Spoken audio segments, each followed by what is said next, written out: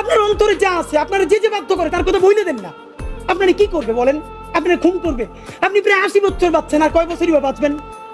আপনি কি খাবেন, কি বাঁচবেন? আপনি বরং যদি আপনার আর্মি মেরে ফেলে, আপনারা যদি ভারতীয় আধিপত্যবাদ গুলি করে, আপনাকে যদি হত্যা করা হয়, কিন্তু সেই রক্তের বিনিময়ে যদি আপনি শহীদদের রক্তের বিনিময়ে নতুন বাংলাদেশ গড়ে যেতে পারেন, আগামী 1000 বছর বাংলাদেশের মানুষ নামাজে প্রার্থনায় আপনার জন্য শুধু দোয়া করবে। ঠিক। বুড়ো মানুষটা থেকে শুরু করে শিশু, আপনার বক্তৃতা শুনে মাননীয় উপদেষ্টা কতক্ষণ জানেন? যতক্ষণ আপনি জুলাইয়ের জবানে কথা বলেন। বাংলাদেশে গত 50 বছরে কোন রাষ্ট্রপ্রধানের 30 মিনিট 40 মিনিটের বক্তৃতা, রিক্সা চালক, ভ্যান চালক, সবজি বিক্রেতা, বিশ্ববিদ্যালয়ের প্রফেসর, ছাত্র জনতা আধা ঘন্টা বসে তার বক্তৃতা শুনে নজির নাই, যেটা আপনারটা হইছে। ঠিক।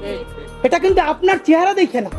আপনি রাজনৈতিক দল করছিলেন, ফেলও করছেন, কিন্তু এইবার যে আপনার এই বাংলাদেশের পক্ষে হৃদয় নিংড়ে ভালোবাসা, আপনি যখন বক্তৃতা করেন আপনি আর্টিফিশিয়াল কিছু বলেন না, কিন্তু আপনি যখন ঘোষণাপত্র বললেন আপনার চেহারায় আর্টিফিশিয়াল ছাপ। ইদানিং আপনি স্ক্রিপ্ট দেখে দেখে বক্তৃতা করেন, এগুলো আমরা চাই না। মাননীয় প্রধান উপদেষ্টা আপনার একটা কথা বলি, আমরা আগেও বলেছি এই সরকারের সকল উপদেষ্টার এক পা অন্য দেশে, বিপদ হইলে ভাইগে যাবে, কিন্তু আমরা দৃঢ়ভাবে বিশ্বাস করি আপনি ভাগবেন না। এর প্রমাণ, আপনি যদি ভাগতেন পৃথিবীর কোন দেশ আপনারে রাখতে চায় না বলেন? তাহলে হাসিনার আমলেও 10 তলা বিল্ডিং পাইয়া আপনার আদালতে হাজিরা আপনি দিতে আসতেন না। ঠিক। আপনি তখনই বিদেশ থাকতে পারতেন। আপনি এই দেশে থাকতে চান বলেই আপনি আসছেন, আমরা বিশ্বাস করতে চাই।